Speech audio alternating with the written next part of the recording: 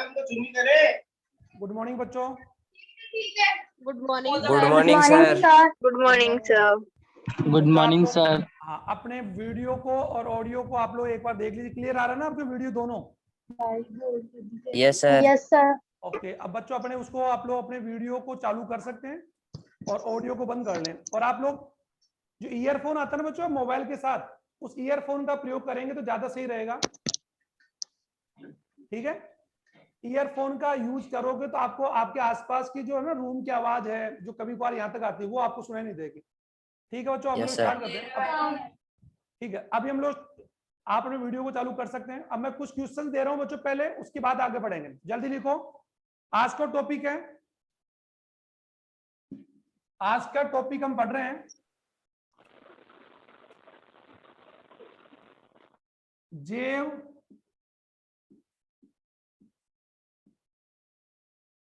पीड़कनाशी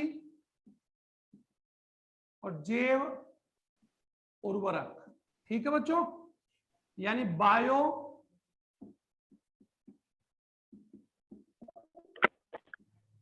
pesticide, इन्हें बोलते हैं बायो फर्टिलाइजर।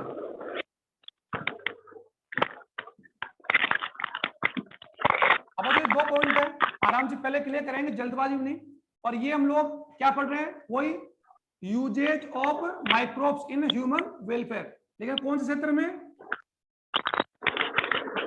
कृषि क्षेत्र में।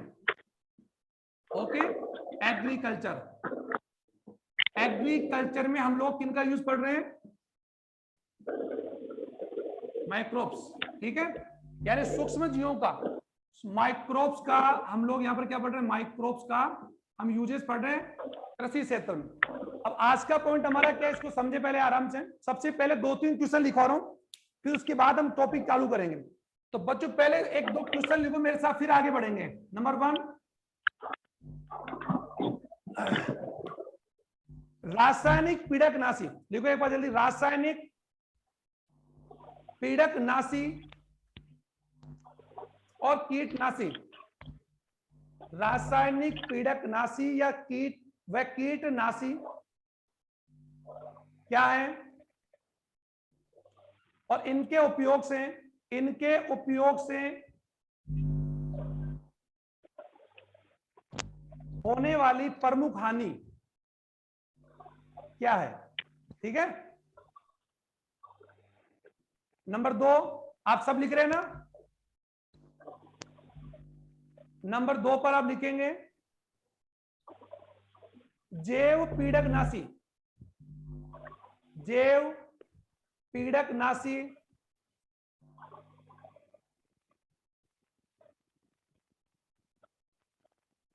क्या है?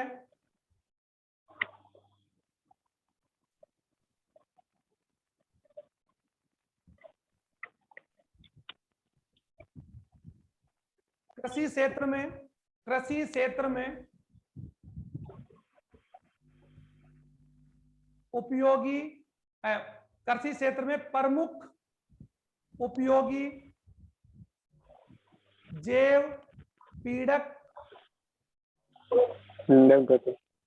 पीड़कनाशियों का उदाहरण दीजिए। ठीक है, अभी बता दूंगा आपको एक एक करके। एक और लिख लो छोटा सा और है, जैव उर्वरक क्या है? जैव उर्वरक क्या है? जैव उर्वरक के रूप में, जैव उर्वरक के रूप में यानी बायो फर्टिलाइजर के यूज में किन किन किन किन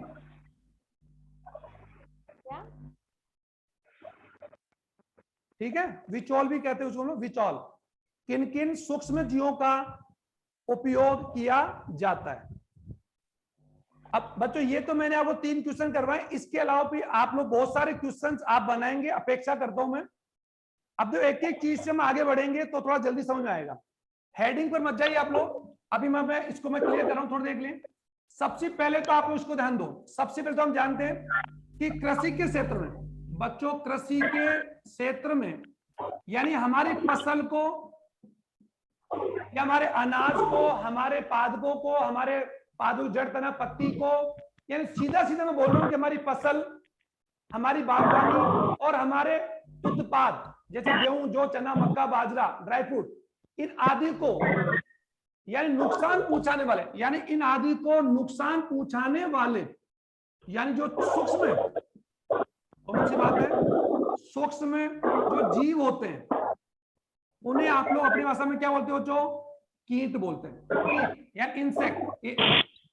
आवाज नहीं आनी चाहिए, आपकी आवाज आ रही है। इंसेक्ट बोलते हैं, आराम सुन लो। फसल को नुकसान पहुंचाने वाले कीड़े मकोड़े, जिसे आप लोग जानते हैं, घुन भी बोलते हैं, इल्ली भी बोलते हैं, एफिड्स है, एफिड्स सुना होगा आप लोगों ने, सुना?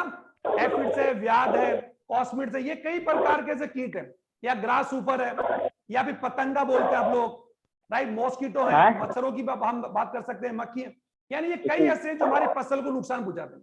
तो जो छोटे आकार के होते हैं उन्हें तो क्या बोलते हैं बच्चों? कीट बोलते हैं। और कीट आप जनरली जानते हो बच्चों, आप लोग जो टिड्डी का नाम सुना होगा आप लोगों ने। तो जो बड़े आकार के होते हैं, जिनका आकार थोड़ा बड़ा हो, उन्हें हम लोग क्या बोलते हैं? पीड़क बोलते हैं। बस ये पहले आप इनको एक के पढ़ोगे, पीड़क। ओके, तो कीट और पीड़क में इतना फर्क है। पीड़क को अपनी भाषा में हम लोग क्या बोलते हैं? पेस्ट बोलते हैं, पेस्ट। ये ध्यान सुनना। अब इंसेक्ट में आप जानते हैं इनमें क्या क्या आ सकते हैं? जैसे एफिड्स हैं, कीड़े मकोड़े आ गए, या फिर आप लोग इल्ली आ गई। आप समझ पा रहे हैं मेरी जो मैं क्या बोल रहा हूं? इल्ली है या व्याध है, ये सब। ओके, और पेस्ट में बच्चों क्या आ गए? जैसे टिड्डी, टिड्डी आ गया, ग्रास ऊपर आ गया,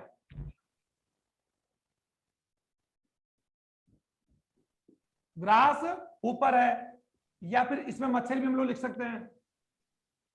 ये कई ऐसे हैं जो आपकी फसल को नुकसान पहुंचाते हैं। और देखा होगा कि जब भी हम कोई फसल बोते हैं तो फसल के बोने के साथ ही कई प्रकार के जो कीट है या कई प्रकार के जो कीड़े मकोड़े, ऑर्थोपोडन्स हैं, उनकी उत्पत्ति हो जाती है, क्योंकि वे सभी हमारे द्वारा बोए के जो पादप हैं, गेहूं, जौ, चना, मक्का, बाजरा, कौन सी फसल है? कौन सी फसल? जैसे सरसों की बात हम करते हैं, तो सरसों की फसल जब बच्चों में बोते हैं बसंत ऋतु में, सबको मालूम होगा, सॉरी शरद ऋतु में बोते हैं, लेकिन सरसों में जैसे ही पीले फूल आते हैं तो कई प्रकार के मच्छर, कई प्रकार के कीट ओरिजिनेट हो जाते हैं। तो उसी प्रकार जब किसी फसल को हम लोग बोते हैं तो फसल के अनुसार ही प्रकृति में कई प्रकार के कीड़े मकोड़े उत्पन्न हो जाते हैं।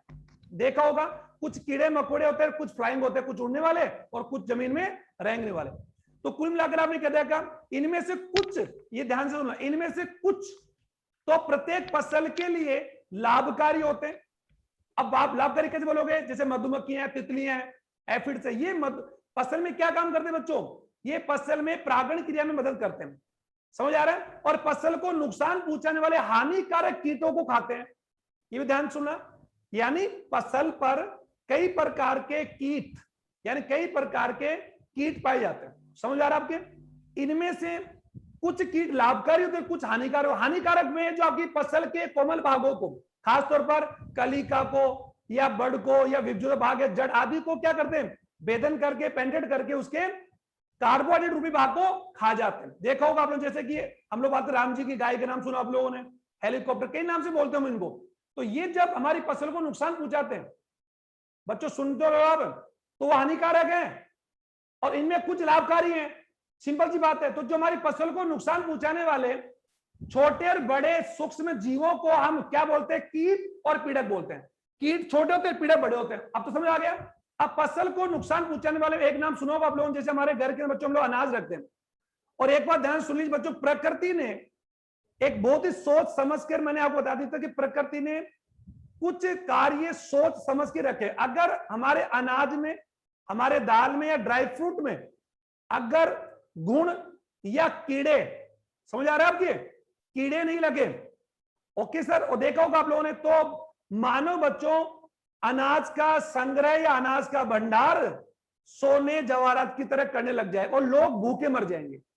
इसीलिए ईश्वर या प्रकृति ने ये एक प्रकार से एक व्यवस्था की कि किसी भी अनाज को आप लंबे समय तक घर में स्टोर नहीं कर सकते, क्योंकि इसमें क्या बढ़ जाएगा? इल्ली पड़ जाएगी। देखा हो ना आपने आपके अनाज में। इसीलिए हम लोग बच्चों हमारे परिवार की आवश्यकता अनुसार हम अनाज या आटा या फ्रूट खरीदते हैं, ये तो सब जानते होंगे, क्योंकि अगर ज्यादा हम खरीदेंगे तो हमारे घर के अंदर उसकी प्रॉपर व्यवस्था नहीं होती है। इसीलिए हम लोग क्या करते हैं बच्चों कि ज्यादा अनाज को स्टोर नहीं करते हैं, ज्यादा हम 1 से 2 साल तक का स्टोर करते हैं। ओके, ध्यान सुनना इसको। और इसका कारण क्या है, क्योंकि अनाज के अंदर गेहूं, जो चना, मक्का, बाजरा आदि, जो आपका आटा वाटा जो भी आप बोल रहे, ड्राई फ्रूट, काजू पनीर, जो भी सॉरी काजू की, इन सब के अंदर कई प्रकार के कीट, यू कह सकते हैं, जो कीट होते हैं वो उत्पन्न हो जाते हैं। तो आप बोलो उत्पन्न कैसे हुए, तो मैं बोलूं उत्पन्न आपकी फसल से नहीं हुए। कीट या कोई भी जीव की उत्पत्ति किससे होती है बच्चों? जीव की उत्पत्ति जीव से हुई है। ये बात मैंने बार बार कही है कि जीव की उत्पत्ति जीव से होती है। तो आप ये ध्यान दीजिए, तो फसल को नुकसान पहुंचाने वाले सूक्ष्म कीड़े मकोड़ों को, भृंग को, मच्छर को, कीट को, या फिर आप लोगों की एफिड्स को, या फिर आप उन्हें ग्रास सुपर बोल दीजिए, या टिड्डा बोल दीजिए, या टिड्डी बोल दीजिए, कुछ भी नाम आप ले सकते हैं। समझ आ रहा है आपके? मच्छर इल्ली बोल दीजिए, घुन बोल दीजिए। तो ये हमारी फसल को नुकसान पहुंचाते हैं। कैसे? फसल के बोने से लेकर उसकी कटाई और भंडारण तक, ठीक है, नुकसान पहुंचाते हैं। और कई प्रकार के हैं। अब आदि इन सभी कीड़े मकोड़ों, कीट और पीड़क नाशियों को नष्ट करने के लिए हम हमारी फसल में, हमारे खेती में, एग्रीकल्चर में और भंडारण में कई प्रकार के रासायनिक पदार्थों का उपयोग करते हैं। और वो रासायनिक पदार्थ अगर वो कीड़े की इसके लिए है तो वो क्या होगा, ये ध्यान सुन लीजिए, आराम से समझा रहा हूं तुम्हें। कीटनाशक, इसको मारने के लिए किसका यूज कर रहे हैं? पीड़कनाशी या पीड़कनाशक। और फसल में नुकसान पहुंचाने वाले और कौन हो सकते हैं बच्चों? कवक हो सकता है, कवक हो सकता है। सुन रहे हो क्या? फसल को नुकसान पहुंचाने वाले कवक हो सकते हैं, खरपतवार, ये सब जानते हैं, खरपतवार हो सकते हैं, ये फसल के हानिकारक है, फसल को, और जीवाणु हो सकते हैं ये लोग। तो ये आपकी फसल को नुकसान पहुंचाने वाले कारक हुए। तो इनको खत्म करने के लिए हम लोग कृषि में कई प्रकार के रासायनिक पदार्थों का प्रयोग करते हैं। और इन सबकी प्रकृति क्या होती है बच्चों? रासायनिक होते हैं। और ये सबके सब ह्यूमन मेडेड होते हैं, यानी मैन मेडेड होते हैं, मैन मेडेड होते हैं। ये सुनना आराम से, मैन मेडेड। ओके, अब बात आती है कीट को मारने के लिए। आप कीट को मारने के लिए कई प्रकार, एल्ड्रीन है, मैंने बताया था, गैमेक्सिन है, बीएससी है, कई प्रकार के रासायनिक पदार्थों का खेती में, बीजों में, पकाई के दौरान, फसल जब लगती है उस दौरान हम कई प्रकार की दवाओं का छिड़काव करते हैं। आप दवा जानते हैं उनको, लेकिन बच्चों दवा नहीं है, वो एक्चुअल में एक रासायनिक ड्रग है। और वो रासायनिक ड्रग क्या नाम से कहलाएगा? अगर वो कीट को मारने के लिए तो कीटनाशक कहलाएगा, जिससे अपनी भाषा में आप क्या बोलते हैं इंग्लिश में, ज्यादा टाइम नहीं हमारे पास, इंसेक्टिसाइड। इंसेक्टिसाइड पीड़क को मारने के लिए क्या होगा? पीड़कनाशी। पीड़कनाशी क्या बोलोगे बच्चों आप लोग? ये आप लोग बहुत यूज करते, पेस्टिसाइड। आप बोलते भी हैं, बोलते भी नहीं, याद नहीं है। आप सब जानते हैं कि हमारे, हम जो बाजार से सब्जियां लेकर आते हैं बच्चों, बाजार में सब्जी कहां से आती है? खेतों से। खेतों में सब्जी को बोने से लेकर फल लगने तक, या फसल आने तक, या सब्जी आने तक किसान कई प्रकार के तरह तरह के रासायनिक कीटनाशी, रासायनिक पीड़कनाशी, रासायनिक कवकनाशी, रासायनिक खरपतवारनाशी और रासायनिक जीवाणुनाशी जहरों का छिड़काव करता है। देखा होगा आपने, ये सभी रासायनिक है। इनमें एक का नाम तो सब जानते होंगे, डीडीटी का नाम तो सब जानते होंगे, डीडीटी। ये वो रासायनिक पीड़कनाशी या कीटनाशक बच्चों जो हर घर के अंदर मिल जाता है, जबकि that is a poison, sir, poison है। इसलिए इसको हमें बच्चों से दूर रखना चाहिए। इसका यूज बिना जानकारी के नहीं करना चाहिए, और यूज करने के बाद में हाथ, मुंह को, चेहरों को, आंखों ढंग से धोना चाहिए। चलो आप इसकी बात मत करो। इसी प्रकार हम बच्चों अनाज में क्या करते हैं? हमारे अनाज में इल्ली या घुन नहीं लगे, इसीलिए हम उसके अंदर क्या डालते हैं? देखा होगा आपने, यू कह सकते हैं सेल्फोस की गोली डालते हैं, सेल्फोस। और सेल्फोस क्या है? सेल्फोस इज जहर। तो ये सबके सब नाम आपको नहीं बता रहा, मैं कह रहा हूं कि हम हमारी फसल को बोने से लेकर बुआई के दौरान, बीज के भंडारण के दौरान, उसके फिर फसल की बुआई से लेकर कटाई, और उसके बीच में हम जानते हैं कि जब उसमें फल आते, पुष्प आते हैं, फिर पुष्प गिर जाते हैं, तो पुष्पों को गिरने से बचाने के लिए हम लोग कई प्रकार की दवा डालते हैं। देखा होगा आपने कि कई फसल हम खीरा ककड़ी हम लगाते हैं या बैंगन, तो इनमें क्या होगा कि बच्चों फूल आकर गिर रहे हैं, इसका मतलब उस पादप में कोई ना कोई तत्व की कमी है। माना ब्रोमीन की कमी है, सल्फर की कमी है, कार्बन की तो नहीं होगी, कॉपर। इनकी कमी की पूर्ति के लिए किसान कई प्रकार के उर्वरक का प्रयोग करता है, कई प्रकार के कीटनाशक। तो ऐसे में क्या होता है कि फूल से फिर क्या आते हैं? फल आते हैं। और देखा होगा कई बार फल आते ही उनमें कई प्रकार कीड़े लग जाते हैं। अरे लगते हैं ना कीड़े, टमाटर में, बैंगन में कीड़े लग जाते हैं ना। क्षितिज, आप तो खुद, हाँ सर, तो उन कीड़ों से फसल को बचाने के लिए आप क्या डालते हो? रासायनिक कीटनाशी या पीड़कनाशी। बहुत लंबा जा रहा हूं मैं आपकी क्लास को जबरदस्ती लंबा पढ़ा रहा हूं और इसीलिए मैं कहता हूं कि आप लोग एक आध बच्चे अगर वीडियो को चालू कर लें तो बच्चों में आपको रेस्पॉन्स मुझे पता लगता है कि आप समझ रहे नहीं समझ रहे। इसलिए मैं कहता हूं 2-3 बच्चे अपनी वीडियो को चालू करो। शंकर, सिमरन, कौन है, इंद्रा, मीना, अपनी वीडियो को चालू करने मुझे ऐसा लगता है कि हाँ आप समझ पा रहे, क्योंकि आपके फेस को आइडेंटिटी करके मैं समझ लेता हूं कि आप समझ रहे हैं।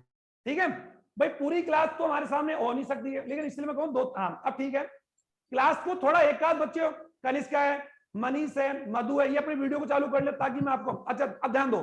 तो बच्चों आप सीधा सिंबल देखो, कृषि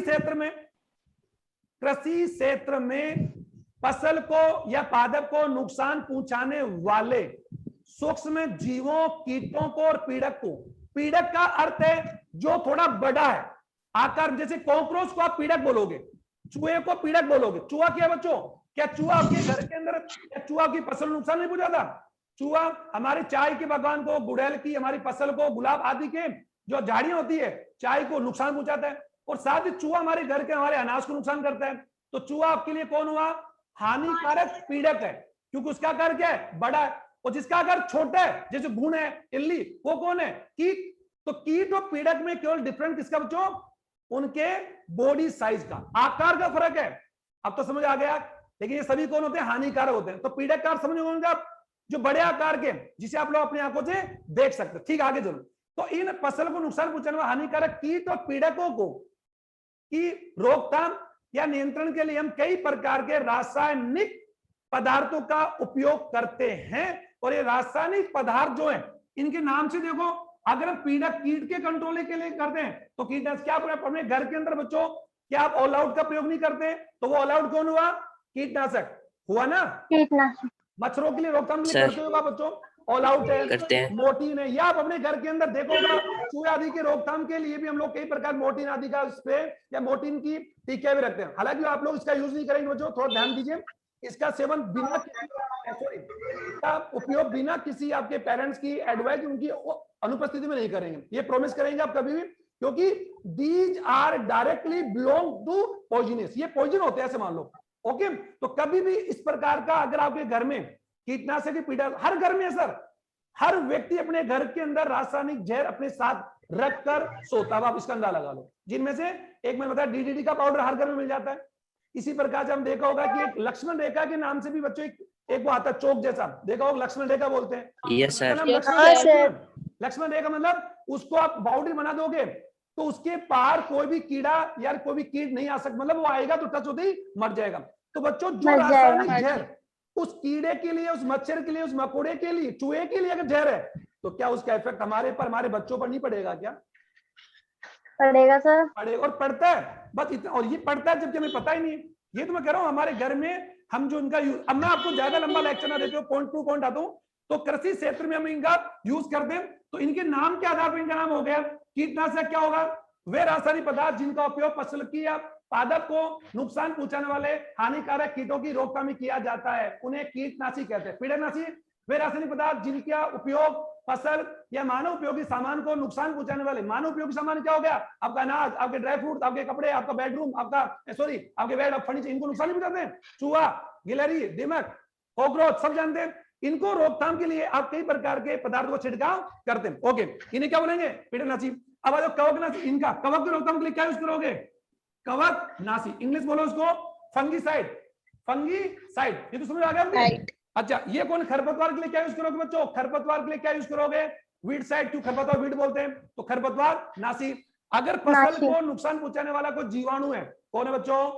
कोई जीवाणु है।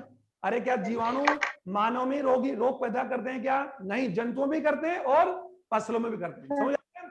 कई प्रकार के बैक्टीरिया होते हैं जो हानिकारक होते हैं, बैसिलस है, थ्रोंजिस, ये कई बैक्टीरिया। तो इनके लिए रोकथाम के लिए किसका यूज करोगे? जीवाणु नाशी, बैक्टीरिया साइड। तो आपने देखा इन सभी के नाम के अंत में हम क्या लगा रहे हैं? नाशी लगा रहे हैं। अब ये तो आपके समझ आ गया। अब आपको मैं ले चलता हूं, ये तो समझ आ गया। अब बात आती है इन कहानी। अब मैं थोड़ा सा 2 मिनट का रिलैक्स होकर आपको समझाता हूं, रिलैक्स होकर। देखो, मानव अपने दैनिक जीवन में और कृषि के क्षेत्र में कृषि और मानव उपयोगी सामान का नुकसान पहुंचाने वाले हानिकारक कीट, पीड़क जीवाणु आदि की रोकथाम के लिए कई प्रकार के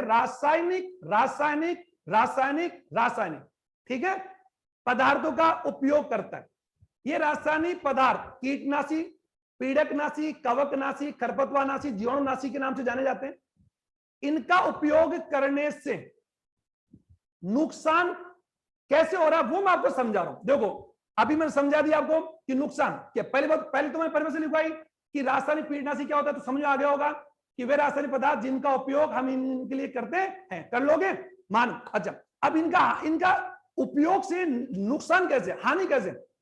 सबसे पहली बात नंबर 1, ये जो रासायनिक पीड़कनाशी है, कीटनाशी है, जो भी मैंने अभी सारे नाम गिनाए, ये सब के सब रासायनिक होते हैं और इनमें विभेदन का गुण नहीं होता। मतलब विभेदन, क्योंकि इनके अंदर क्या सेंस होता है क्या? नहीं।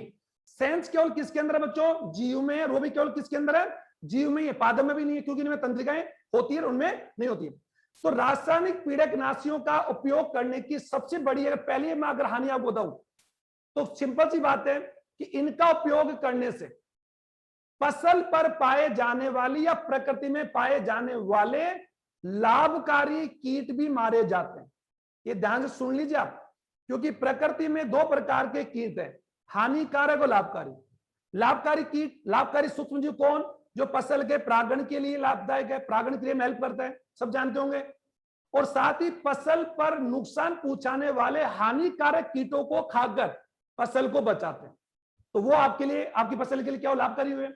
लेकिन अगर आप रासायनिक पीड़कनाशी या कीटनाशी या फफूंदनाशी या कवकनाशी का प्रयोग अगर आप करते हैं तो इन सभी की प्रकृति रासायनिक होती है। ये आप ऐसा कैसे लिखोगे? और इनमें विभेदन का गुण नहीं होता, डिफरेंटिएट का गुण नहीं होता, ये गुण केवल हमारे में। तो एक्चुअल में क्या, विभेदन का गुण नहीं होने की वजह से हमारे द्वारा छिड़काव में यूज किए गए डीडीटी, जैसे हमारे डीडीटी की बात हम करें तो डीडीटी है, गैमेक्सिन है, एल्ड्रीन है, बीएससी है, बेंजीन हेक्साक्लोराइड, ये सारे जहर या सल्फर, इनका यूज अगर हम करेंगे तो ये फसल और प्रकृति में पाए जाने वाले हानिकारक और लाभकारी दोनों जीवों को मारेंगे क्या? हाँ, बोलो। तो पहले हानि क्या हुई कि इनका उपयोग करने से प्रकृति और फसल पर पाए जाने वाले हानिकारक कीटों के साथ साथ लाभकारी कीट मारे जाते हैं। नया समझ आ रहा है कि बच्चा? ठीक है, पहला नुकसान हुआ ना। नंबर टू रासायनिक कीटनाशी, पीड़कनाशी, इनका नाम मैं बार बार नहीं बोलूंगा सर, एक बार बहुत बोलना पड़ता है और थोड़ा बैक में पेन भी होता है थोड़ा सा, ठीक है। अब ध्यान दो, इनका उपयोग करने से इनमें विभेदन गुण नहीं होता, अतः प्रकृति में पाए जाने वाले हानिकारक कीड़े मकोड़े मारे जाते हैं, जिससे प्रकृति की खाद्य श्रृंखला, बच्चों थोड़ा याद आ रहा है खाद्य श्रृंखला कि प्रकृति में प्रत्येक जीव अपने भोजन के लिए किसी को खाता है या किसी द्वारा खाया जाता है। और प्रकृति में हम जानते हैं कि प्रकृति में प्रत्येक जीव अपने भोजन के लिए प्रत्येक अप्रत्यक्ष तरीके एक दूसरे में रहते हैं और हर जीव प्रकृति में किसी ना किसी का भक्षण करता है, तो किसी द्वारा भक्षण किया जाता है। जैसे कि सुना एक बात, जैसे घास को कौन खाते हैं? सिंपल बता रहा हूं, घास को खा रहे, मान लीजिए टिड्डी खा रही है, टिड्डा खा रहा है, टिड्डे को कौन खा सकता है? कॉमन सी बात है, टिड्डे को खाने का काम कौन कर सकता है? मेंढक कर सकता है। मेंढक को कौन खा सकता है? सांप खा सकता है या बाज खा सकता है। तो ये प्रकृति में क्या है? खाद्य श्रृंखला। एक और बता रहा हूं आपको, जैसे कि घास का मतलब क्या होता है? अरे गेहूं जो चना मक्का बाजरा, तो घास को कौन खा रहा है? गाय, भेड़, बकरी, उनके द्वारा बनाए गए उत्पाद को कौन खा रहा है? मानव खा रहा है। या फिर क्या मानव डायरेक्टली गेहूं जो चना मक्की का उपयोग डायरेक्टली करता है क्या? हाँ। तो प्रकृति में प्रत्येक जीव एक या तो किसी को खाया जाता है या किसी द्वारा, यानी किसी को खाता है। तो अगर प्रकृति में रासायनिक कीटनाशकों का उपयोग हम करेंगे तो प्रकृति के हानिकारक और लाभकारी कीट दोनों मरेंगे, जिससे प्रकृति में उन कीटों की संख्या में कमी होगी, और संख्या में कमी होगी तो प्रकृति में जो प्राणी उन कीटों को खाकर अपना पेट भरते थे उनको भोजन का क्या होगा? अभाव होगा, और प्रकृति का जो पारिस्थितिक तंत्र है, इकोसिस्टम है, वो क्या हो जाएगा? असंतुलन। नहीं आया क्या? मैंने बोला क्या प्रकृति में प्रत्येक जीव की आवश्यकता है क्या? मैंने कहा यस, क्योंकि वो जीव माना जा रहा है कि कोई मच्छर है, माना जा रहा है कोई मच्छर या टिड्डी आपकी फसल नुकसान पहुंचाता है तो आपके लिए हानिकारक है। लेकिन प्रकृति में कई ऐसे प्राणी है बच्चों जो उन टिड्डियों को खाकर अपनी खाद्य श्रृंखला को पूरा करते हैं। तो यदि आप फसल में हानिकारक कीटों का प्रयोग करेंगे तो प्रकृति की खाद्य श्रृंखला या इकोसिस्टम में असंतुलन होगा क्या? एक उदाहरण देकर समझा तो तुम जल्दी समझ जाओगे। तुम अब केवल देखो, हम हमारी बात करते हैं, हम केवल ये सोचते बच्चों अगर प्रकृति के अन्य जीवों को आप खत्म कर दोगे, क्या मैंने बोला क्या प्रकृति में वायरस या प्रत्येक जीवाणु या प्रत्येक कवक या फंगस क्या हो सकता है? मैंने बोला हाँ। और प्रकृति में प्रत्येक जीव की संख्या निश्चित है और प्रत्येक जीव का कोई ना कोई परभक्षी है और कोई ना कोई उसको या तो खाता है या खाया जाता है। तो यदि हम प्रकृति में बच्चों एक बार मुझे अगर हम एक बार ध्यान दीजिए, जो प्रकृति में असंतुलन का ही नतीजा है कि प्रकृति में कई जीव, कई पेड़ पौधे, कई जंतु लुप्त हो रहे और लुप्त हो चुके हैं। जैसे गिद्ध की बात हम करें, टाइगर की बात हम करें, पांडा की बात हम करें, हिमालयन बियर की बात हम करें, हिमालयन हिरण की बात हम करें, ये क्या है? एंडेंजर्ड है। अरे विलुप्त हो चुके हैं क्या? Yes sir. यस। और इनके विलुप्त होने का कारण क्या रहा? प्रकृति का कोई ना कोई असंतुलन। तो यदि हमारे द्वारा किसी रासायनिक कीटनाशक या रासायनिक पदार्थ का प्रयोग ज्यादा किया जाएगा तो वो जीव जिसके नुकसान के लिए हमने उसका उपयोग किया, क्या प्रकृति के आने वाले सालों में वो जीव की संख्या या वो जीव हमेशा विलुप्त हो सकता है क्या? हाँ। और उसका नतीजा क्या होगा? उस जीव पर निर्भर रहने वाले प्राणी भी क्या होंगे? विलुप्त हो जाएंगे। तो प्रकृति में क्या जाएगा? असंतुलन। तो मैं तो ये कहूंगा हमारे डॉक्टर्स या मेडिकल साइंस या हमारा यूं कह सकते हैं कि जो साइंटिस्ट होते हैं वो तो बच्चों ये भी मना करते हैं कि एंटीबायोटिक का ज्यादा यूज करना भी प्रकृति के लिए घातक है। अब आप बोलोगे हाउ, कैसे सर? क्योंकि एंटीबायोटिक का यूज करके हम किसको खत्म कर रहे हैं? किसी ना किसी सूक्ष्म जीवाणु को या कवक को। ऐसा करने अगर उसका उपयोग ज्यादा करेंगे, अरे अगर इसका उपयोग ज्यादा करेंगे तो वो प्रकृति का जीव अपने वेरिएंट में चेंज करके अपना नया स्ट्रेन पैदा कर देगा। क्या कोरोना के साथ क्या हो रहा है? ये तो हो रहा है। तो अगर हम ज्यादा एंटीबायोटिक का, ज्यादा वैक्सीन का उपयोग करेंगे तो उस जीवाणु का या उस कवक का नया वेरिएंट उत्पन्न होने के चांसेस ज्यादा होंगे क्या?